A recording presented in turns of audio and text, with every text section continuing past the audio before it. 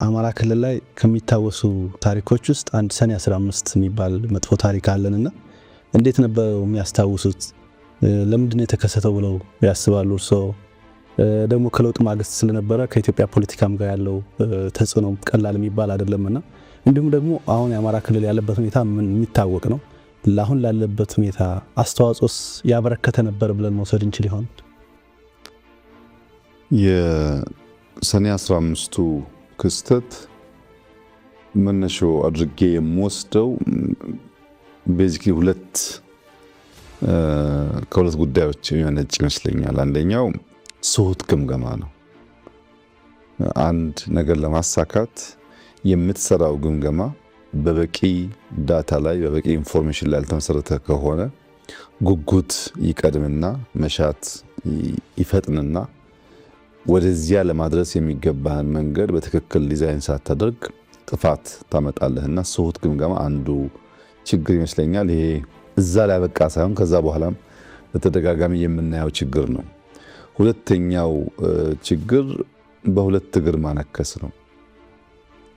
ለውጥ ተቀብለህ ኃላፊነት ተቀብለህ የህዝብ አደራ ተቀብለህ በሌላ መንገድ ደግሞ ያልተቀደሰ ጋብቻ የመደበኛ ኃይሎች ጋር አድርገህ እዚህም እዚያም ለመሆን የሚፈለግ ሁኔታ በአንዳንድ ሰዎች ይታይ ስለነበረ ያም የፈጠረው ይመስለኛል። ግምገማውም ችግር አለ፣ እንደገና ደግሞ በሁለት እግር ማነከሱም አለ።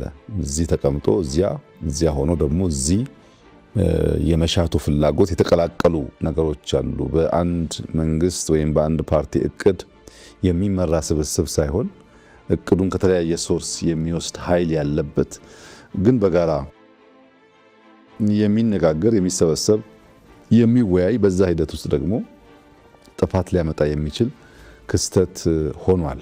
እንግዲህ ቅድም ላነሳልን እንደሞከርኩት የኢትዮጵያ ህዝቦች የመዋሃድ ታሪክ ቢኖራቸውም አብሮ የመዝመት ታሪክ ቢኖራቸውም በዘመናት መካከል ስልጣን ሲመጣ በኃይል አልጋ ሳይጸና የመገዳደር ፍላጎት የባህላችን አንዱ አካል ነው። በልጅ ኢያሱ ዘመን መለስ ብለህ ታሪክ ብታገላብጥ ይሄን ነገር በቀላሉ ማየት ትችላለህ። በጃንሆይ ጊዜ የታህሳስ ግርግር የምንለውን በኋላ 56 ላይ ያጋጠመውን ብንወስድ የዚሁ ተቀጽላ ነው። በደርግ ዘመን 1981 ያየነው መሰል ባህሪ ነው። በኢህአደግ ዘመን መጠኑ ዝቅ ያለ ቢሆንም በ2001 አካባቢ መጠነኛ ፍላጎቶች ተንጸባርቀዋል። በእኛም ጊዜ በሰኔ 2010 16 ላይ ከለውጡ 2 ወር 3 ወር በኋላ መሰል ሙከራዎች በመስቀል አደባባይ ተካሂደዋል። በኢትዮጵያ ታሪክ ውስጥ ሁልጊዜም በኃይል ፍላጎትን ማሳካት፣ በኃይል ስልጣን ለመያዝ መሞከር፣ ሰው በመግደል ስልጣን ለመውረስ መሞከር ነበር ማለት ነው። የሰኔ 15ቱን ከነዚህ ከላይ ከዘረዘርኳቸው ክስተቶች ለየት የሚያደርገው በክልል ደረጃ በከተማ ደረጃ ዝቅ ብሎ ለመፈጸም የተሞከረ ሙከራ ነው። በክልል ደረጃ እንደዚህ ያለውን ጉዳይ ፈጽመህ ምን ታሳካለህ የሚለው ጉዳይ ቅድም ያልኩት የስሁት ግምገማ ውጤት አካል ይመስለኛል። እንዴት ታስታውሰዋለህ? እንዴት ይታወሳል ላልከው የታሪካችን የጠባሳችን አካል አድርጌ ነው የማስታውሰው። በሶስት መንገድ ጠባሳ ጥሎብን አልፏል።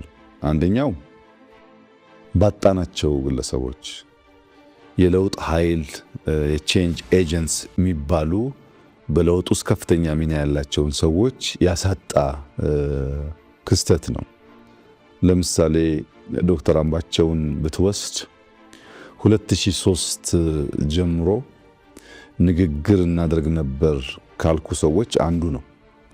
አምባቸው በዚያ ጊዜ በነበረን ውይይት ከፍተኛ ጉጉት ነበረው ለለውጥ። ግን እምነቶቻችንን ምንድነው ያሉን፣ እንዴት እናሳካቸዋለን፣ መቼ እናሳካቸዋለን የሚለውን ነገር ለመወያየት ከ2003 በኋላ አማራ ክልል እያለ ተደጋጋሚ ሲመጣ እንገናኝ ነበር። በኋላ ሁለታችንም የካቢኔ አባላት ሆነን በደንብ እየተገናኘን እንወያይ ነበር። ዝም ብሎ ኦቨርናይት የተፈጠረ ነገር አይደለም። ብዙ ምክክሮች፣ ውይይቶች የተለያዩ ሰዎች በውስጥ እያቀፉ መሄዶች ነበሩበት። ጀነራል ሰዓረን ብትወስድ ሰዓረ አጋጣሚ ሆኖ ቀደም ብሎ ሃይ ስኩል ቦርዲንግ ስኩል በጋራ የተማርነው አንድ ትምህርት ቤት ነበር። ትምህርት ቤቱ ደግሞ ቦርዲንግ ስለነበረ ቀንም ማታም የመገናኘት እድል ነበረን። ረዘም ያለ ጊዜ ትውውቃለን። በኢትዮ ኤርትራ ጦርነትም ከዚያም በኋላ ባሉ አጋጣሚዎች አልፎ አልፎ የመገናኘት የመነጋገር ልምዶች ነበሩን፣ ቅርብ ነበረን። ለውጡ ሊመጣ ጥቂት ጊዜ ሲቀረው የለውጡ ዋዜማ ገደማም በተደጋጋሚ እንገናኝ ነበር። በተለይ ግን በተለየ መንገድ እንዲታወስ ከማስታወስበት አንዱ ነገር ታስታውስ እንደሆነ የጠቅላይ ኤታማዦር ሹሙንና የደህንነት ኃላፊውን በአንድ ጀንበር ለማንሳት የነበረው ውሳኔና የለውጡ አካል ከመጀመሪያው ከእቅዱ ጀምሮ የተሳተፈበት ብቸኛው ሰው ሰዓረ ማለት ይቻላል። ብዙ ሰው ጉዳዩን አያውቀውም። ሰዓረ በእቅዱም በሂደቱም ተሳትፎ ነበረው። በዚያ ደረጃ ለቼንጅ ኤጀንት የሚታመን ሰው ነበር ማለት ነው። ሌሎቹንም ብታነሳቸው ምግባሩ በዛ ደረጃ ይታያሉ። በቅርበት ከኔ ጋር የሰሩት እነዚህ ቢሆኑም በዚያ ጊዜ ያጣናቸው ሰዎች ለለውጥ ኤጀንት ሆኖ ማገልገል የሚችሉ ቢቆዩ ብዙ የሚያበረክቱ ሰዎች ናቸው። አንዱ ጠባሳ ይሄ ነው። ሁለተኛው በኢትዮጵያ ፖለቲካል ትምምን ውስጥ የፈጠረው ጠባሳ ነው። ፖለቲካል ትረስት በጣም እንዲቀዘቅዝ አድርጓል። በሰዎች መካከል፣ በቡድኖች መካከል አብረህ እየኖርክ አብረህ እየሰራህ አብረህ እየተሰበሰብክ የመተማመን ዝንባሌው በእጅጉ እንዲቀንስ አድርጓል። ያም በጣም መጥፎ ጠባሳ ነው። አብረህ ስለ ሀገር ከምትመክረው ሰው አደጋ ያጋጥመኛል እያሰብክ መምከር በእጅጉ ትምምንን የሚቀንስ ጉዳይ ስለሆነ እንደ አንድ ክስተት ጠባሳ ሊታይ ይችላል። ሶስተኛው ባህል ነው። የኢትዮጵያን የፖለቲካል ባህል አበላሽቶታል። ቀድሞ የነበረ ነው፣ ያን አስቀጥሏል። ከንግግር ከውይይት ይልቅ በመሳሪያ በጉልበት ግለሰቦችን በማፈን በመግደል ስልጣን ማረጋገጥ መጎናጸፍ ለመሞከር ያለው ልምምድ የሚያስቀር መሆን ሲገባው የሚያስቀጥል መሆኑ በሶስተኛ ደረጃ በጠባሳነት አየዋለሁ። ክስተቱ ይበልጥ የሚያሳዝነው እና አሁንም ቆም ብለን ማየት የሚገባን ገዳይም ሟችም ሁለቱንም ኃይሎች በጀግንነት ያወሳ የፖለቲካል ዲስኮርስ የታየበት ነው። ይሄ በኢትዮጵያ ታሪክ ውስጥ እስካሁን ያለንበት ውጥንቅጥ ታሪክን እንዳለ አስቀምጦ ከመልካሙም ከስህተቱም መማር ሲገባ ታሪክን እየመረጥክ ታሪክን እያንሻፈፍክ ታሪክን በፈለከው መንገድ አድርጎ የማቆየቱ ጉዳይ አሁን ላለንበት አጠቃላይ ውጥንቅጥ ዋናው መሰረት የዚያ የትርክት ስብራት ጉዳይ ነው።